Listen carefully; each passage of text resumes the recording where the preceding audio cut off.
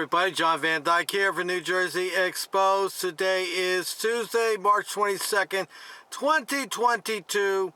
Time is 6:35 p.m. and yes, of course, that is Jersey time. All right, we got another one of those well-trained professional heroes, always out there risking our lives as they protect and serve the government story here. This officer did a little drinky and token up, and now because of that, 2 people are dead. All right, this is reported on the Office of the Monmouth County Prosecutors, and this is dated March 18, 2022. All right, let's find out what this hero did. Let's see what it says here. It says, off-duty police officer charged with vehicular homicide. There it is. You know what I like about stories about, like, these kind of stories here? I mean, one that's sad, but, you got the police departments always telling us about, don't drink and drive. Driving buzz is driving under the influence, blah, blah, blah. Always telling us what we need to do. But I think they start to need focusing on what they're doing, because there's an awful lot of stories popping up every day about cops being arrested for DUI, DWI, under the influence, whatever you want to call it.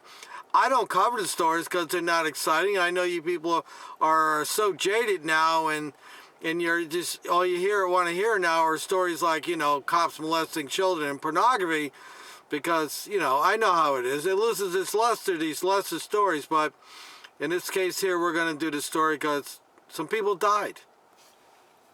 All right, let's find out. A police officer who was off-duty and on his way to work in Union County when his vehicle drifted off the Garden State Parkway in Denton Falls last fall has been arrested and charged with being criminally responsible for the motor vehicle collision that occurred as a result, killing 2 people. Acting Monmouth County Prosecutor Lori Linsky announced Friday. John P. McClave III, 34, a resident of Toms River and a sworn member of the Hillside Police Department, is charged with 2 counts of second-degree vehicular homicide. Well, isn't that nice? On his way to work. Was he under the influence while he was on his way to work? And by the way, I wonder how this is going to work out, because we had a Jake Pascucci at a Long Branch a couple years back who was drunk and killed a woman, and so far hasn't done 1 day in prison. He got a 1-year sentence for vehicular homicide, and that got dropped down to 8 months, and now he's trying to get back in court to get it reduced even more.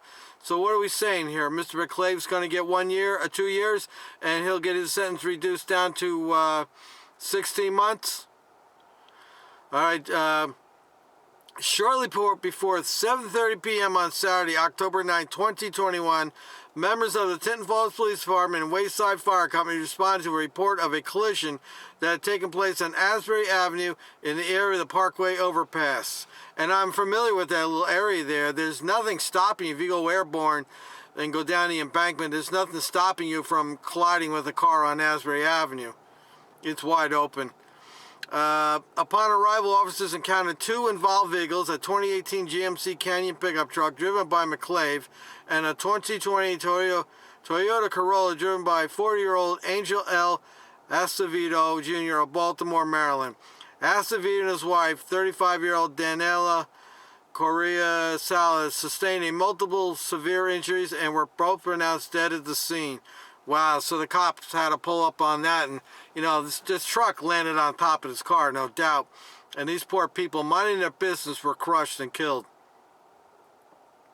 McClave was transported to Jersey Shore University Medical Center for treatment of serious but not life-threatening injuries. Too bad he didn't die.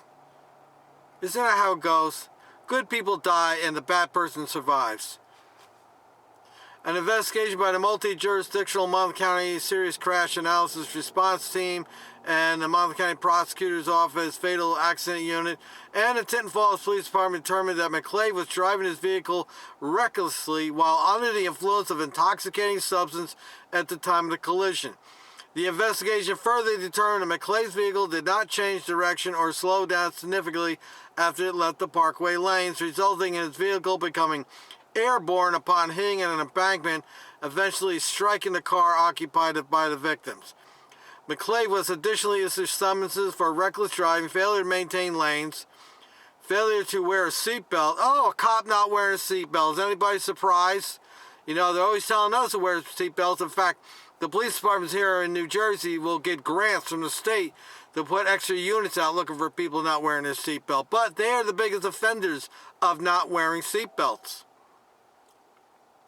Okay, failure to maintain lanes, failure to wear a seatbelt, and having an open container of alcohol in the vehicle. Isn't that nice? Anyone with information in this matter still urged to contact the prosecutor's office. Now, I read another thing, maybe it's coming up in the story here, but I also read that he had alcohol in his system and he had marijuana in his system. But they're not saying he was under, you know, the information they have, they determined that he was under the influence.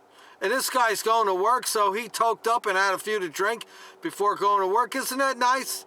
Isn't it nice? That's what's going to be out there in the police car protecting and serving the community. At least that's what the propagandists want you to know. The officer's actions, the prosecutor's office is filing a motion to have McClave detained pending the resolution of this case. The officer's actions on the night of the collision far across the line, separating passive negligence from active criminality, and as a result, a married couple have lost their lives. Acting Prosecutor Linsky said, "We hope today's announcement brings their loved ones some semblance of solace in knowing that the first steps have been taken towards achieving justice." Well, when they put the SOB in prison for a couple of years, and they sue the pants off of him, maybe they'll get a little satisfaction, but we know how it goes around here.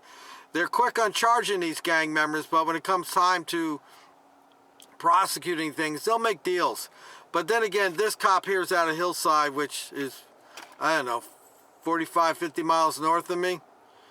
So he's not part of the gang chapter around here. It's not like Pascucci from Long Branch. He was a local gang member. This case is being prosecuted by the Monmouth County Assistant Prosecutor Megan Doyle. McClave is represented by Timothy Smith, Esquire, with the office in Fairfield.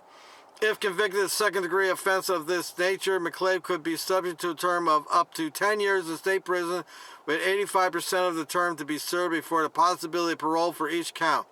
According to the provision in New Jersey's No Early Release Act, despite the aforementioned charges, every defendant, except for those who are citizens, is presumed innocent unless until found guilty beyond a reasonable doubt following a trial which the defendant blah, blah, blah. You know, unlike what they do with citizens, they trash you to no end. This, they're not really trashing them. I wonder how many awards this hero has. I wonder how many drunken drivers he's arrested. You know, just another low-life cop. And where's the outrage from the law enforcement community? Let me guess, his lawyer's going to tell him he's got a problem and he's going to get counseling and he's very upset about what happened, blah, blah, blah. They'll set this cop up as a victim. You watch. There'll be more dirt on him and he'll cry. He'll cry. He's a victim. Okay, I will put this link in the description. Go read the story yourself. Google other stories on it. It's very tragic. Two people minding their business out for a drive are dead now because of a drunken cop. Under the influence cop who drove like an asshole and went airborne and landed and killed these poor people. These people will never come back. And you'll never hear anything on cop Facebook pages, will you? It sounds right, boys. Reminding people about drunken driving. They won't use this as a reference, will they? No, they won't. John Van Dyke, till next time, people.